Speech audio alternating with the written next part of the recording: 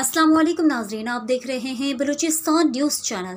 खबर शामिल करते हैं पंजगोर से।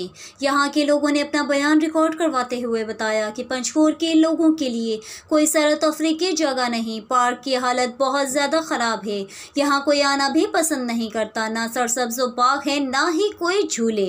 पंजगोर के लोग सैर तफरीह के लिए जंगलों का रुख करते हैं।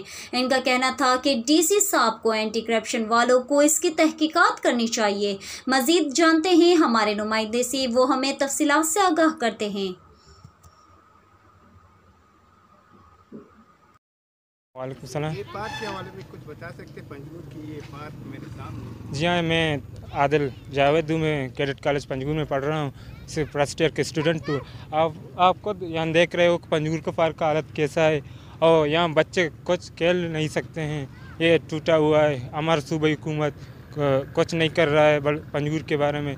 हमारा गुजारिश है कि हमारा सूबाई हुकूमत कुछ करे, पंजगुर के पार्क के बारे में कुछ यहाँ इंतज़ामिया काम करे। काफ़ी क्या राय है जो पंजगुर की खूबसूरती के लिए आप क्या कहना चाहते हैं? मैं समझता हूँ कि पार्क तो एंटरटेनमेंट की बहुत बड़ी जो है ना एक प्लेस होती है, वहाँ पे लोग एंजॉय करते हैं, अपने बच्चों को लेके आते हैं। लेकिन आप जाके इस पार्क के हवाले से जितना फ़ंड पहले से इशू हुआ है और जो इस वक्त मतलब इशू हुआ है उसमें और यहाँ पार्क के अंदर जो आपको नज़र आ रहा है, बहुत बहुत बड़ा फ़र्क है। मैं कहता हूँ कि जो फंड्स इशू हैं, DC साहब को या एंटी करप्शन वालों को, उनको इसकी तहकीकात करनी चाहिए कि भाई यहाँ पे जो फ़ंड इशू है, आया इस पर प्रॉपर तौर पे काम हुआ है या कि नहीं हुआ है।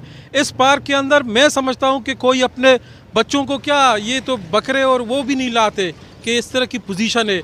यहाँ पे ग्रासी करना था, वो ग्रासी नहीं है। यहाँ पे एंटरटेनमेंट के लिए जो झूले और जो कुर्सियाँ जो वो कर रहे हैं वो भी नहीं है। पानी का बंदोबस्त नहीं है, यहाँ पे साए का बंदोबस्त नहीं है। मैं समझता हूँ ये पार्क नहीं है, कोई जंगल का जो है एक नज़ारा पेश